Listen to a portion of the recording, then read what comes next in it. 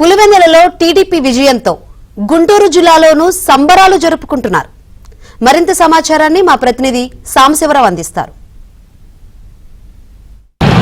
ఆంధ్రప్రదేశ్లో వైపు సమృద్ధిగా వర్షాలు, మరోవైపు కూటమి ప్రభుత్వం రైతులకు అందిస్తున్న పెట్టుబడి సాయం, మరోవైపు పులివెందుల ఒంటిమిట్ట విజయంతో కూడా తెలుగుదేశం శ్రేణులు సంబరాలు జరుపుకుంటున్నారు.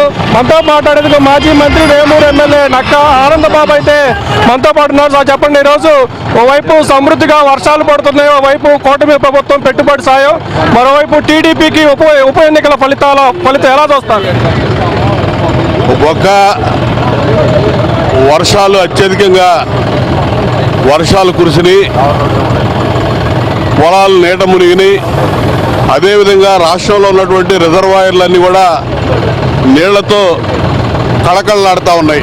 అందులో భాగంగా వేమూరు నియోజకవర్గంలో ఈరోజు ట్రాక్టర్ల ర్యాలీ భారీగా 3 రోజుల క్రితం రైతాంగం నిర్ణయించారు చేయాలని. ఇక్కడ ఉన్నటువంటి తెలుగుదేశం పార్టీ కూటమి శ్రేణులు ఇవాళ ఖచ్చితంగా మనం అనుకున్నటువంటి విధంగా ర్యాలీ జరుపుదామని చెప్పడం, ఇవాళ వందలాది మంది ఇవాళ రైతాంగం ట్రాక్టర్లతో స్వయంగా ఎవరు ట్రాక్టర్లు వాళ్ళు తీసుకొని ర్యాలీలో పాల్గొని ప్రభుత్వానికి కృతజ్ఞతాపూర్వకంగా ఈ కార్యక్రమం జరుగుతూ ఉన్నారు. విజయోత్సవ ర్యాలీ, ఎందుకంటే సూపర్ 6లో భాగంగా సంవత్సరానికి 20,000 రైతుల ఖాతాల్లో జమ చేస్తామని చెప్పినటువంటి ప్రభుత్వం ఇలా ఎన్ని ఇబ్బందులు ఉన్నా కూడా రాష్ట్రంలో దాదాపు 47.5 లక్షల మంది రైతులకి ఈరోజు ఈ అన్నదాత సుఖీభావ పథకం కింద మొదటి విడతగా రాష్ట్ర ప్రభుత్వం 5,000, కేంద్ర ప్రభుత్వం ఇచ్చినటువంటి 2,000తో 7,000 రూపాయలు రైతాంగానికి జమ చేయడం జరిగింది. అదేవిధంగా 3 విడతల్లో ఈ అన్నదాత సుఖీభావ పథకం అమలు చేయబోతా ఉన్నాం.